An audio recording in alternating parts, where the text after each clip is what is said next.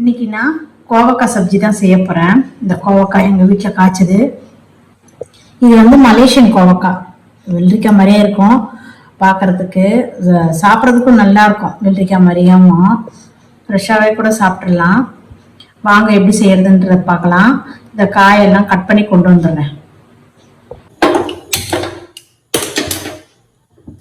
கோவக்காவை cut பண்ணி எடுத்துட்டு வந்திருக்கிறேன். இப்போ நம்ம இதை வதக்கிடலாம். இப்போ கோவக்காவை வதக்கிடலாம்.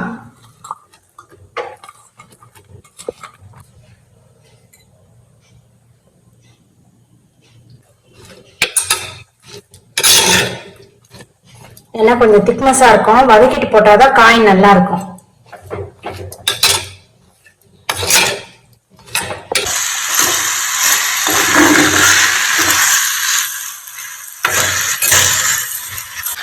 இந்த ஸ்டேஜில் கொஞ்சம் உப்பு போட்டுக்கலாம்.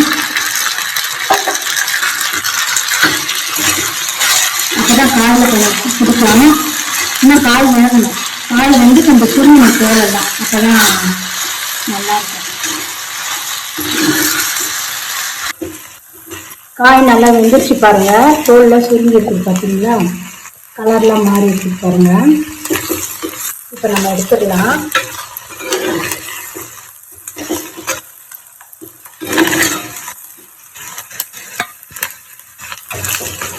கடாயில் கொஞ்சம் எண்ணெய் ஊற்றிருக்கேன். வெங்காயத்தை போட்டு தாளிக்கலாம்.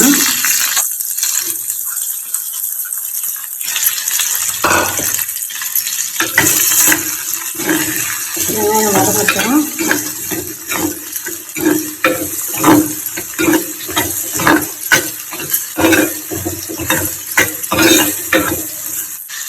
வதங்கிறதுக்கு கொஞ்சம் உப்பு போட்டுக்கிறேன்.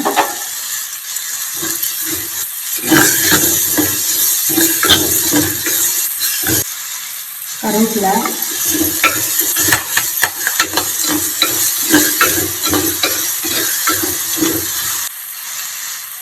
நான் பழுப்பு வந்து தட்டி வச்சிருக்கிறேன். இதை சேர்த்துக்கிறேன்.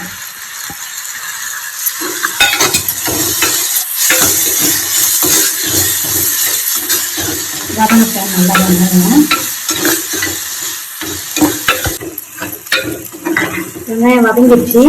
இப்போ தக்காளி சேர்த்துக்கிறேன்.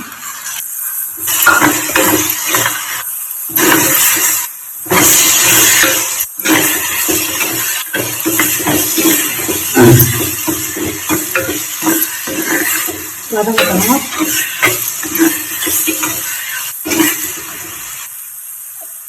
கொஞ்சம் உப்பு போடுறேன்.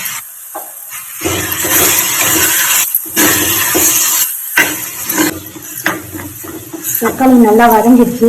இப்போ மஞ்சள்தூள் போடுறேன்.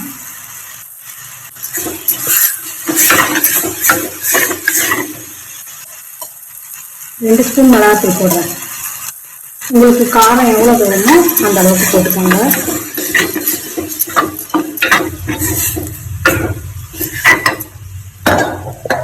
தண்ணி சேர்த்துக்கிறேன்.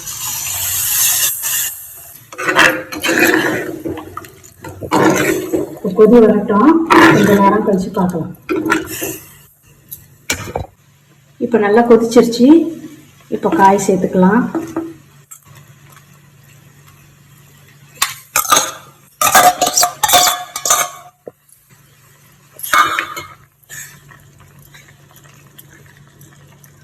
இந்த ஸ்டேஜில் உப்பு காரம்லாம் சரியா இருக்குதான்னு செக் பண்ணிக்கோங்க. சீரகத்தூள் கொஞ்சம் போடுறேன். 1/2 ஸ்பூன் சீரகத்தூள்.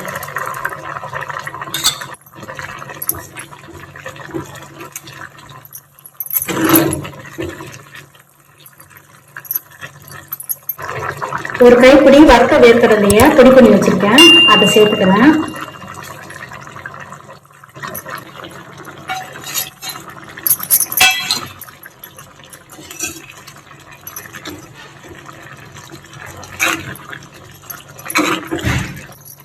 இப்போ கஸ்தூரி மேத்தி போட போறேன்.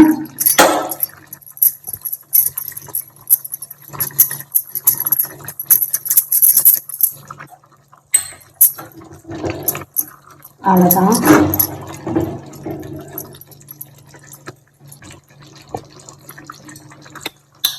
சூப்பரா இருக்குது. நீங்க வந்து இது சப்பாத்திக்கு எல்லாத்துக்கும் சாப்பிட்டுக்கலாம். தயிர் சாதத்துக்கு சாதம் கூட கூட பசஞ்சு சாப்பிடலாம். நீங்க கண்டிப்பா இதை செஞ்சு பார்த்துட்டு கமெண்ட்ஸ்ல சொல்லுங்க எப்படி இருந்ததுன்னு. கோவக்காய் கறி ரெடி.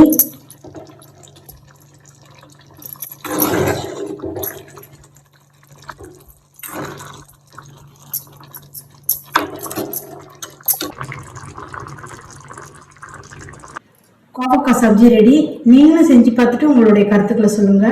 ஆரோக்கியமான உணவு, ஆனந்தமான வாழ்வு.